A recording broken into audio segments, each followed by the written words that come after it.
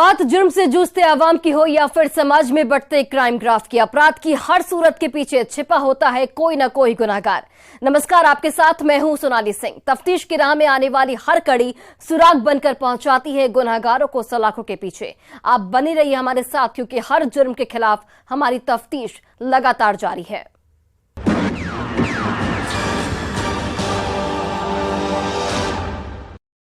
वो झारखंड के दुमका जिले में रहकर देश की करेंसी के साथ जालसाजी कर रहे थे। बिहार के जाली नोटों के कारोबारी से फेक करेंसी लेकर झारखंड और बंगाल में खपाने का काम करते थे। इसी दरमियान करेंसी को लेकर आपस में किचकिच हुई और जाली नोटों के एजेंट ने जालसाजी कर दिया। फेक करेंसी तो उसने दिया, लेकिन वो सादा कागज था जो रद्दी के भाव भी नहीं चलता। उसके बाद किडनैपिंग का खेल हुआ, जिसे पुलिस ने चुटकी में फेल कर दिया। और जब खुलासा हुआ तो जाली नोटों के कारोबार से जुड़े 5 आरोपियों को जेल की सलाखों के पीछे पहुंचा दिया गया। क्या है फेक करेंसी का डबल गेम, इस रिपोर्ट के जरिए आप देखिए। किडनैपिंग का खेल चुटकी में फेल।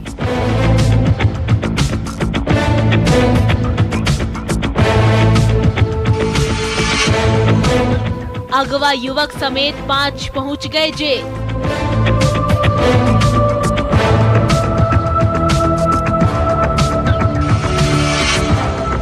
जाली नोट के चक्कर में हुआ था खेल।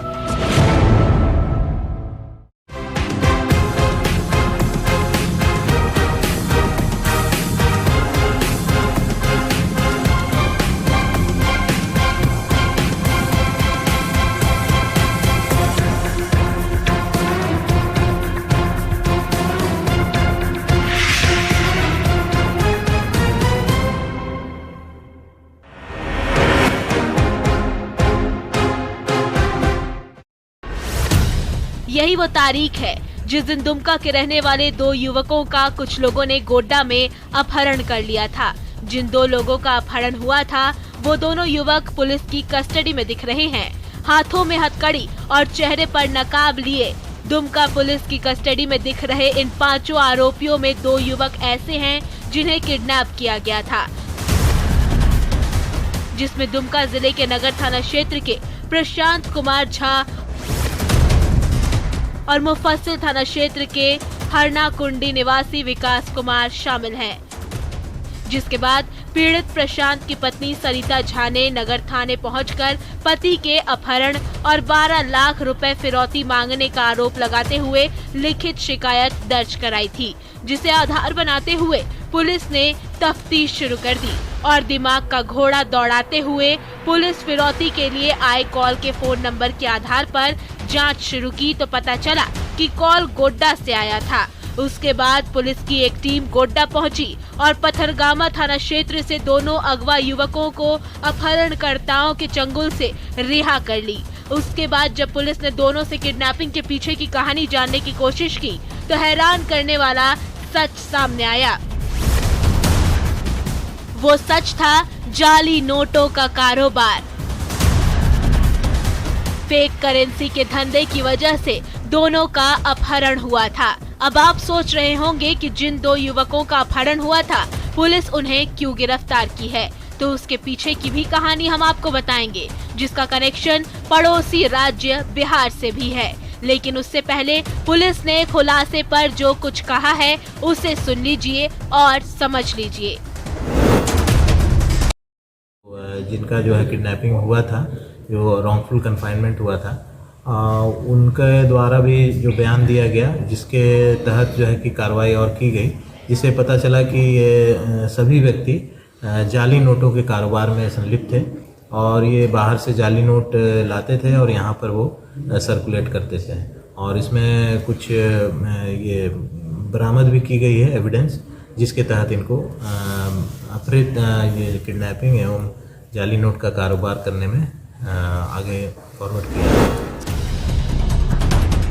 सुन लिया आपने, अगवा प्रशांत कुमार झा और विकास कुमार की निशानदेही और कबूलनामे के बाद पुलिस ने गोड्डा से 3 अन्य युवकों को गिरफ्तार किया। उसमें गोड्डा जिले के पथरगामा थाना क्षेत्र के निवासी रामकृष्ण सिंह, रौजन खुर्द गांव निवासी रितेश कुमार उर्फ भोला मंडल और फसिया गांव का रहने वाला मोहम्मद अंसार शामिल है।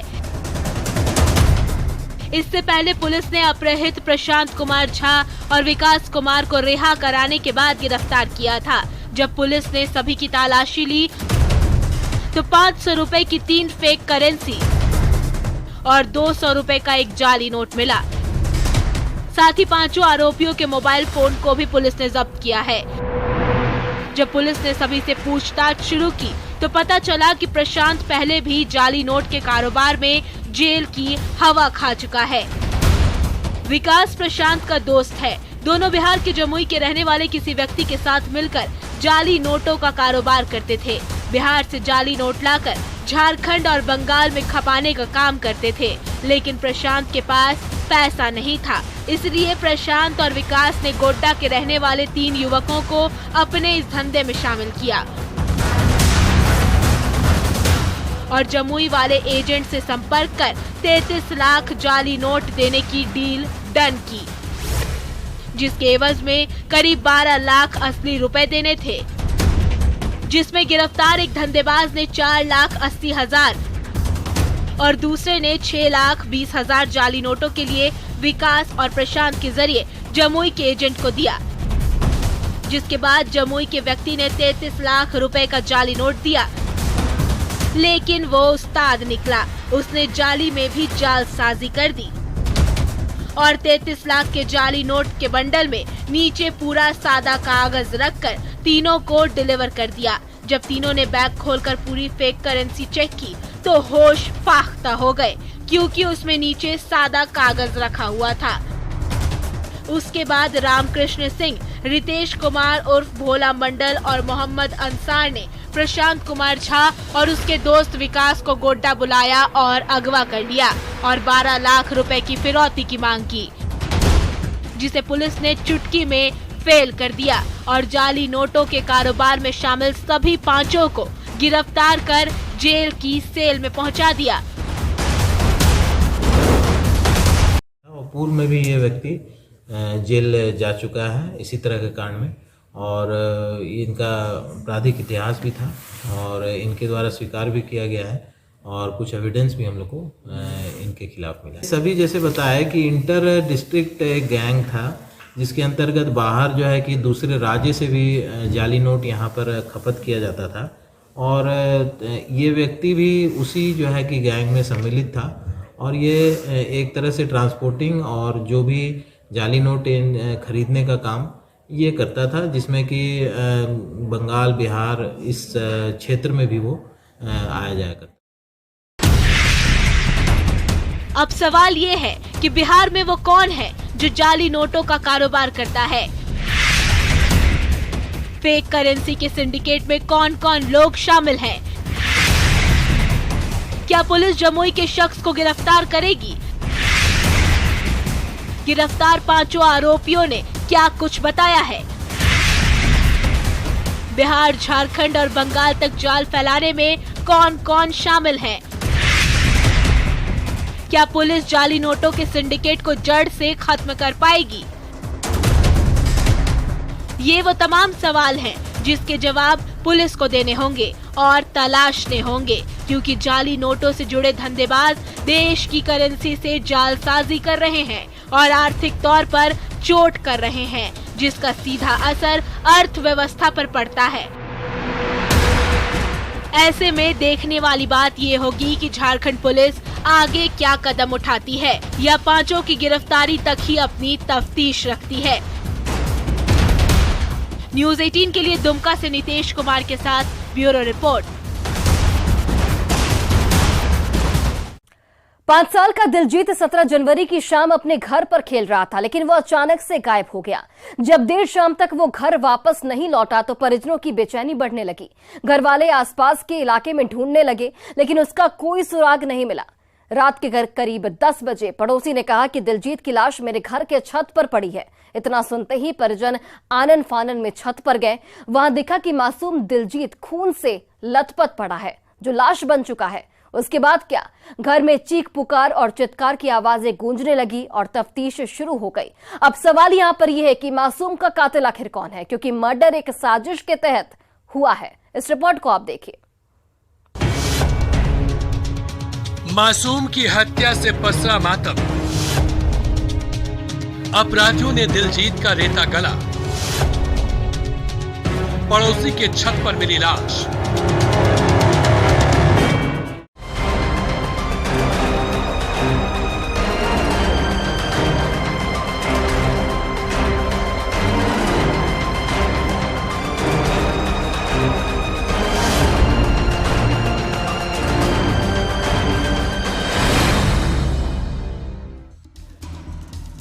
घर के बरामदे में खून से लथपथ मौत की चादर ओढ़े सोया मासूम, रोते बिलखते परिजन और उस खौफनाक मंजर को खौफ भरी खामोश निगाहों से देखती भीड़ की ये तस्वीरें बेगूसराय जिले से सामने आई है, जहां 5 साल के मासूम की गला रेत कर शैतानों ने निर्मम तरीके से हत्या कर दी है, जिसके बाद से परिवार में चीख पुकार और चित्कार की आवाजें गूंज रहे हैं। इलाके में सनसनी फैला हुआ है और पुलिस मौके पर पहुंचकर मामले की तफ्तीश कर रही है।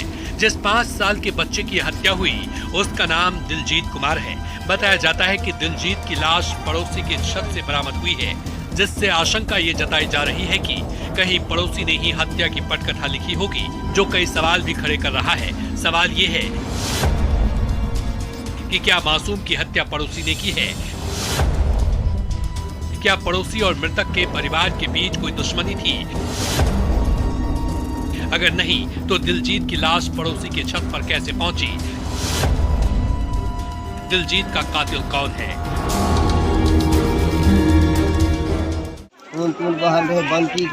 बंटी कुमार नासी के ओकरे भतीजा छै, ओकरा घर में बराबर मोर देखल है पिछा घर में ओकरे घर में मिलला हो।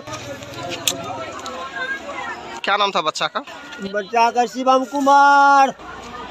कितना साल का था? 5 साल का।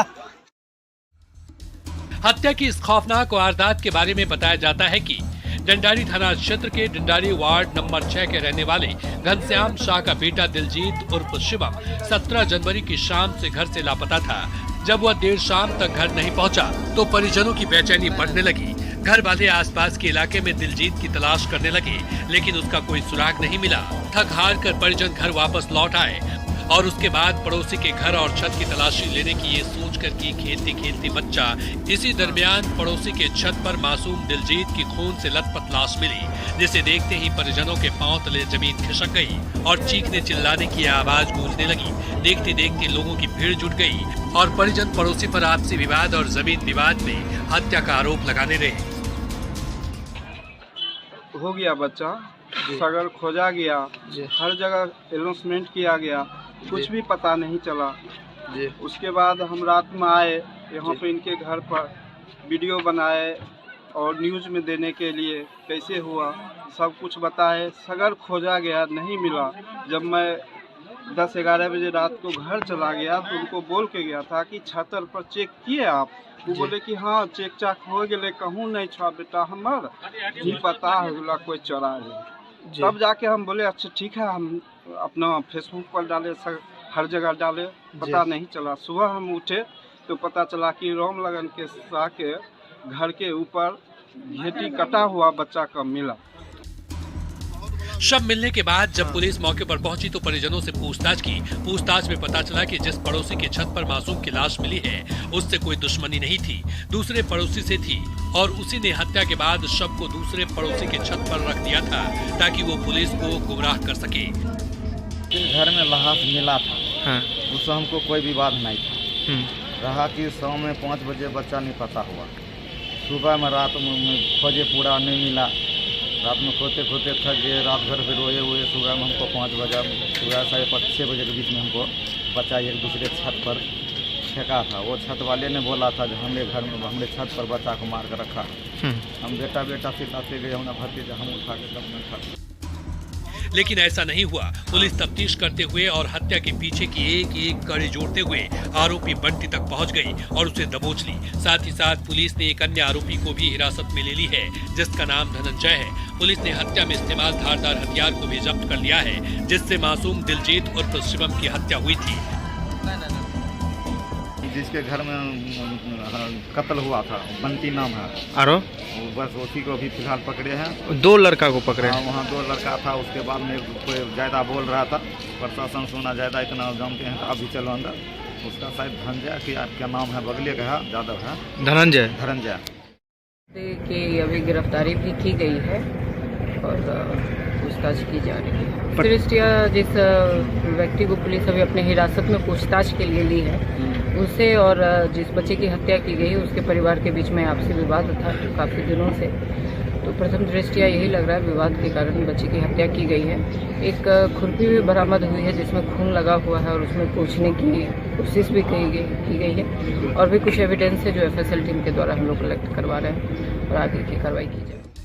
फिलहाल पुलिस दोनों युवकों को हिरासत में लेकर पूछताछ कर रही है और असली कातिल तक पहुंचने की कोशिश कर रही है। हो सकता है कि जिन 2 लोगों को पुलिस हिरासत में ली है, कातिल वो भी हो सकते हैं। ऐसे में इंतजार है खुलासे का, जो मासूम की हत्या का राज खोलेगा। न्यूज़ 18 के लिए बेगूसराय से संतोष कुमार के साथ ब्यूरो रिपोर्ट। और रुकते एक छोटे से ब्रेक के लिए, लेकिन ब्रेक के बाद आपको दिखाएंगे मोबाइल पर बजी मौत की घंटी के पीछे की कहानी।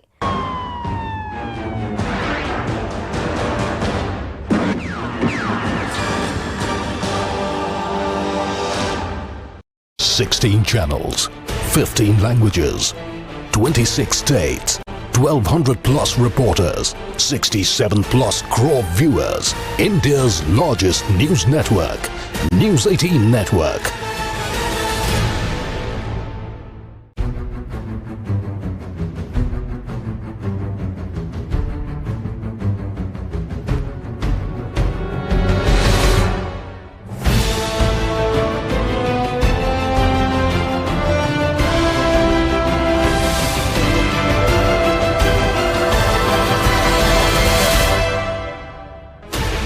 $16 channels, 15 languages, 26 states, 1,200 plus reporters, 67 plus crore viewers. India's largest news network, News 18 Network.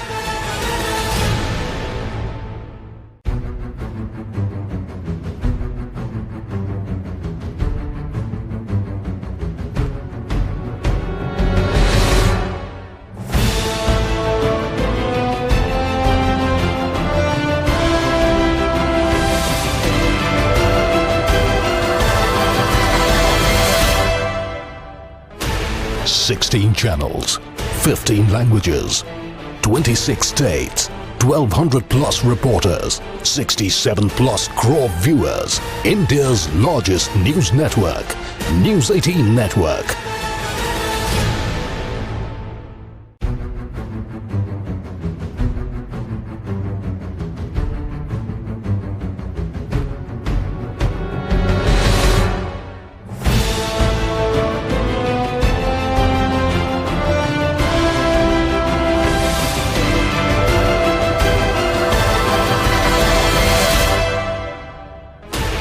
$16 channels, 15 languages, 26 states, 1,200 plus reporters, 67 plus crore viewers. India's largest news network, News 18 Network.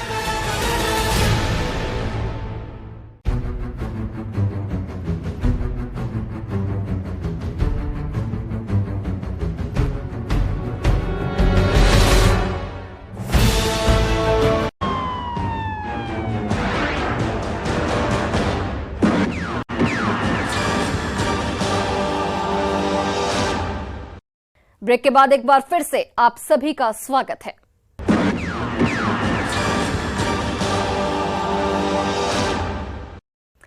दोनों अपने घर पर थे। अचानक मोबाइल की घंटी बजी और दोनों घर से निकल गए, लेकिन लौटकर वापस नहीं आए।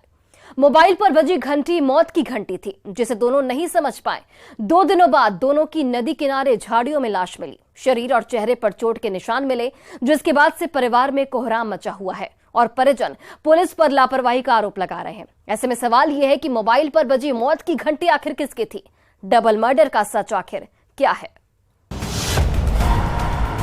नदी किनारे 2 युवकों की मिली लाश। 2 दिनों से लापता थे दोनों युवक। शव मिलने के बाद फैली सनसनी।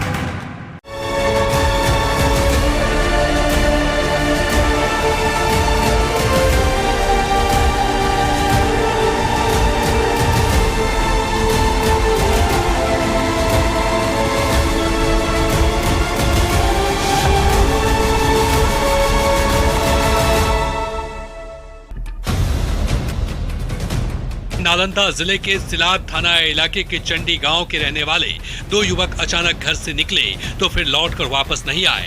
जब दोनों देर रात तक घर नहीं लौटे तो परिजनों की बेचैनी बढ़ने लगी। घर वाले खोजबीन करने लगे लेकिन दोनों का कोई सुराग हाथ नहीं लगा, जिसके बाद परिजन थका हारा सिलाब थाने पहुंचा और गुमशुदगी की रिपोर्ट दर्ज कराए, लेकिन पुलिस लापरवाह बनी रही।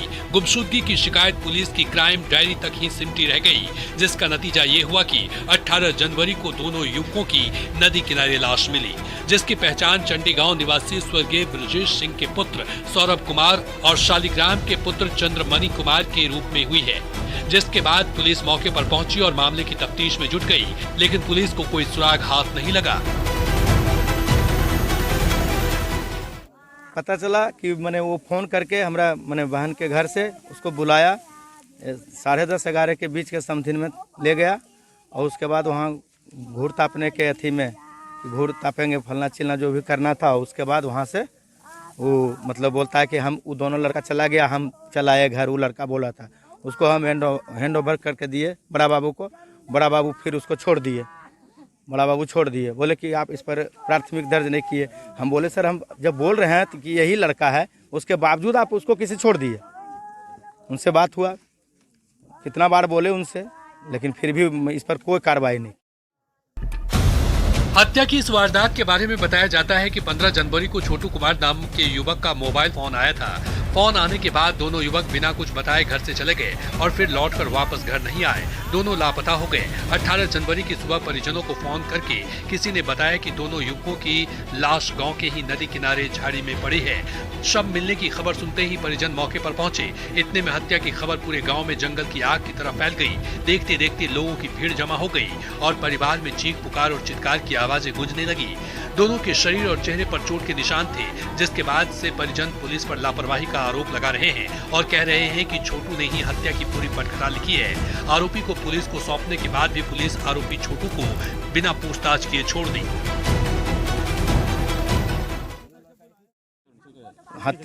हत्या लेकर के वो गया है सर, घर से बुला करके सारा षड्यंत्र वही लड़का रचा है जिसका नाम छोटी है। कुछ विवाद था? नहीं, उससे तो विवाद नहीं था।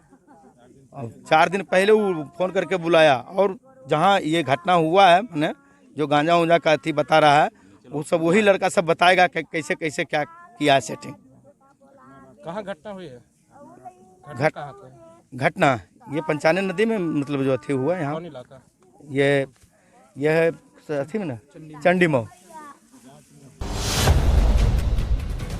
अब सवाल है कि क्या दोनों युवकों की हत्या की साजिश छोटू ने रची थी?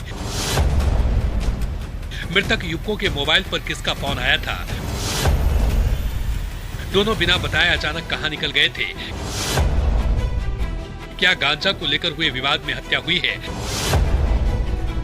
अगर नहीं तो दोनों युवकों की हत्या के पीछे किसका हाथ है? दोनों युवकों का कातिल कौन है? ये वो तमाम सवाल हैं जिसके जवाब पुलिस को देने होंगे, क्योंकि पुलिस की लापरवाही की वजह से दोनों की जान गई है। अगर पुलिस गुमशुदगी की रिपोर्ट को गंभीरता से लेती और खोजबीन करती तो शायद दोनों की जान बच सकती थी, लेकिन पुलिस ने ऐसा नहीं किया और आरोपी को ही पुलिस ने छोड़ दिया। ऐसे में देखने वाली बात यह है कि पुलिस कब तक हत्या की इस गुत्थी को सुलझाती है और आरोपियों को गिरफ्तार कर जेल की सलाखों में पहुंचाती है। लेकिन जिस तरह से दोनों युवकों के मोबाइल पर मौत की घंटी बजी और दोनों अचानक घर से निकले और गायब हो गए, वो किसी बड़ी साजिश की ओर इशारा कर रहा है, जिसकी गुत्थी को सुलझाने में पुलिस अब तक नाकाम साबित हुई है।